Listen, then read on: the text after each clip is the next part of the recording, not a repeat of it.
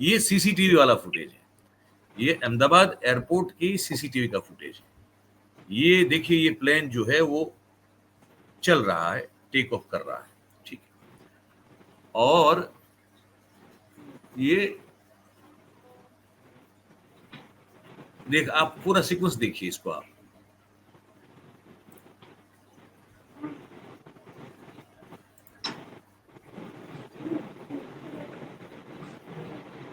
अब मैं एक चीज और आपको जो है ना मैं बताना चाहता हूं। मैंने कुछ आपके लिए, दर्शकों के लिए कुछ चीजें अ, एक एक जानकारी इकट्ठा करके रखी हुई है आप सबके लिए।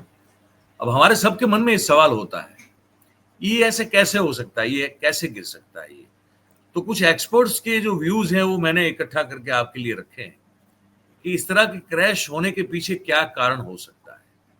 ये जो एयर इंडिया की फ्लाइट है AI-171, जो रनवे नंबर 23 से, अहमदाबाद इंटरनेशनल एयरपोर्ट के रनवे नंबर 23 से इसने उड़ान भरी दोपहर 1:38। और तुरंत विमान के पायलट सुमित सुबरवाल ने इमरजेंसी का मे डे वाला कॉल दिया, और दूसरी मिनट में ये विमान गिरा। हमने आपको सीसीटीवी फुटेज भी आपको दिखा दिया। अब ये होने की संभावनाएं क्या क्या हो सकती है।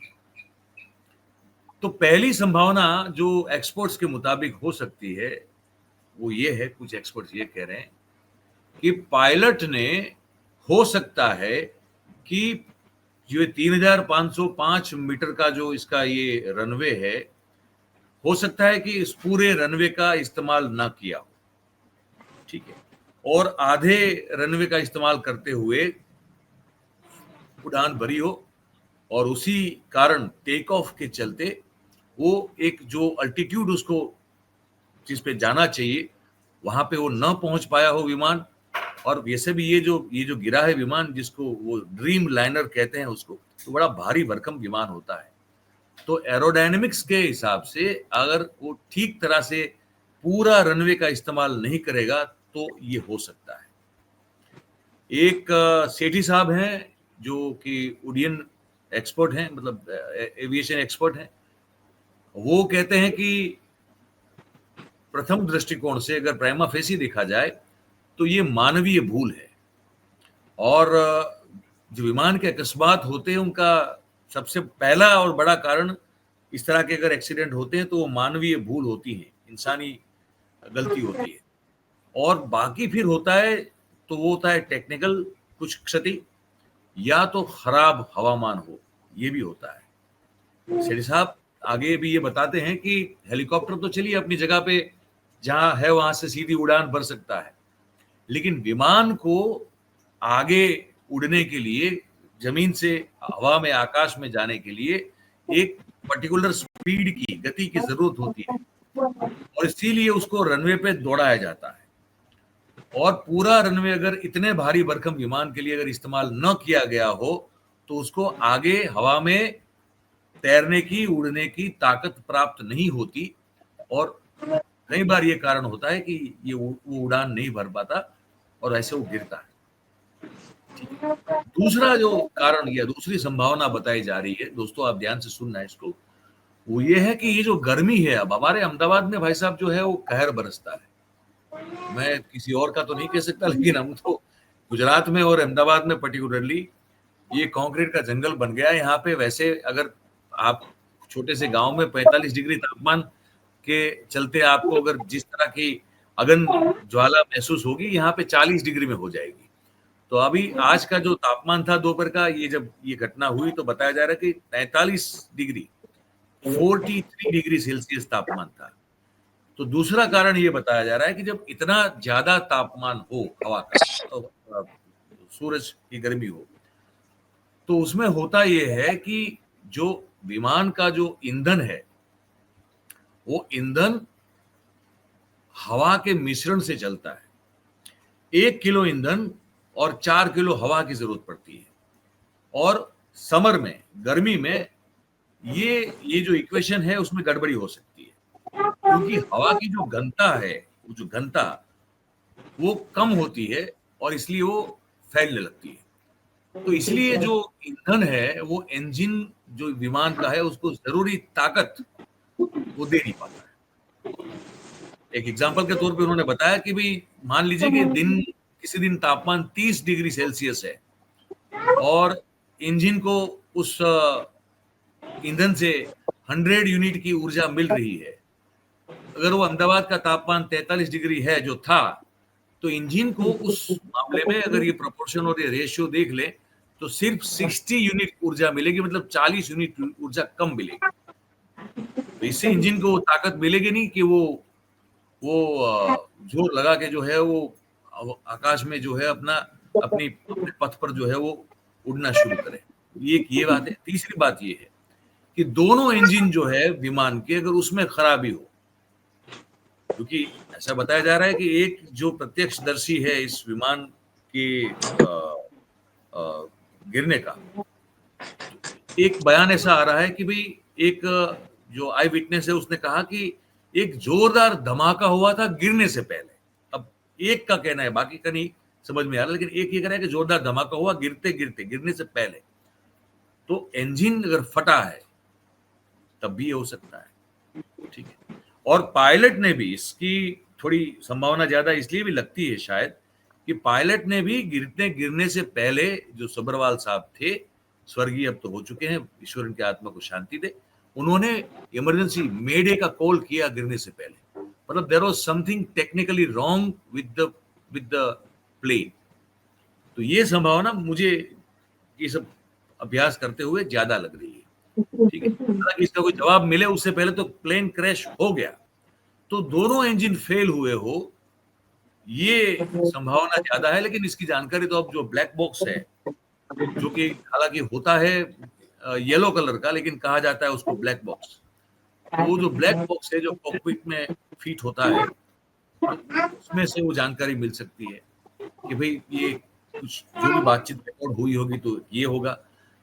और ये जो एक्सपर्ट्स हैं इनका कहना है कि जो प्लेन क्रैश हुआ उससे पहले का जो वीडियो जो है पूरा सबके पास है, उसकी अगर ठीक से जांच की जाए तो वो काफी मददरूप होगा। और ये अगर वीडियो देखे तो लग रहा है कि वो विमान जो उड़ान भर रहा है, तो जैसे मैं पहले दोपहर के लाइव में कह चुका था कि विमान उड़ता है तो यूं जाता है ना, उसकी जो चोंच होती है ऊपर होती है, टेल नीचे होती है। इस विमान का अगर आप देखें तो चोंच नीचे है और फिर जो है टेल भी और नीचे हो जाती है ना। तो ये उठ नहीं पा रहा है, ये विमान हवा में उठ नहीं पा रहा है। तो हो सकता है कि पायलट ने पूरी कोशिश की हो, लेकिन टेक्निकल क्षति की संभावना ये ना हुआ हो। एक चौथी शक्यता है, संभावना एक और है कि कम ऊंचाई और ज्यादा फ्यूल।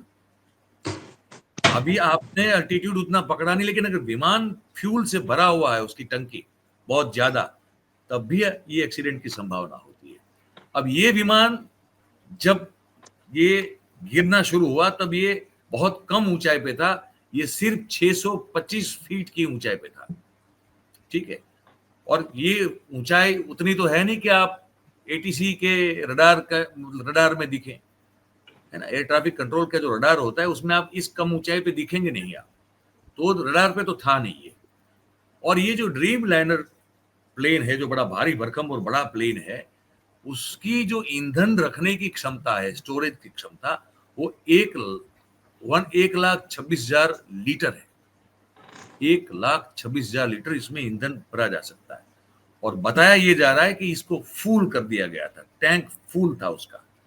और अहमदाबाद से लंदन की जो सफर है वो तकरीबन तकरीबन बताया जाता है कि 7,000 किलोमीटर की सफर है।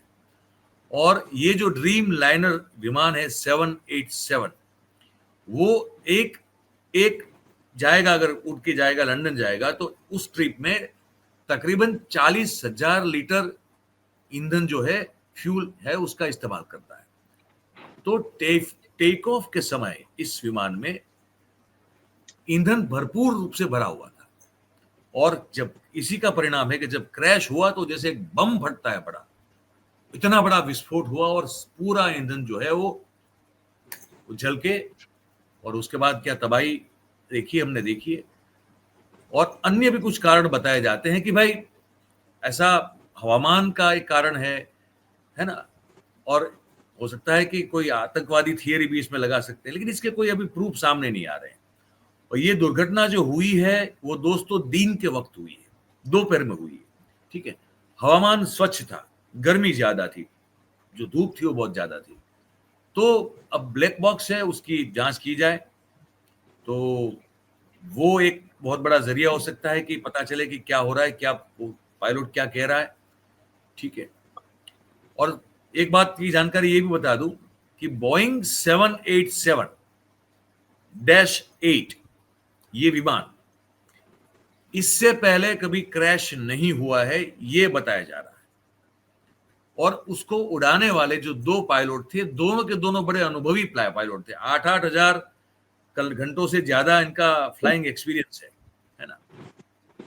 तो अब इसमें या तो टेक्निकल कोई क्षति है, ये बात हो रही है, कुछ यांत्रिक मतलब निष्फलताएं हो, सॉफ्टवेयर की शायद कोई समस्या हो, या ये गर्मी और ईंधन का जो कहा वो मामला शायद हो सकता है, इंजन फेल होने की बात शायद हो सकती है, और हो सकता है कि रनवे का पूरा उपयोग भी ना किया गया हो। ये सब आ रहा है, लेकिन अब एग्जैक्ट रीजन हमने संभावनाओं की बात की, एक्सपर्ट्स जो कह रहे हैं उसके मुताबिक आप तक रखी बातें। अब एयर इंडिया की ओर से इस मामले में जब कोई आधिकारिक तौर पर निवेदन आएगा, तब ही हम समझ पाएंगे कि एग्जैक्टली इनमें से क्या था। लेकिन एक्सपर्ट्स कह रहे हैं कि इनमें से ही कुछ एक कारण होना चाहिए।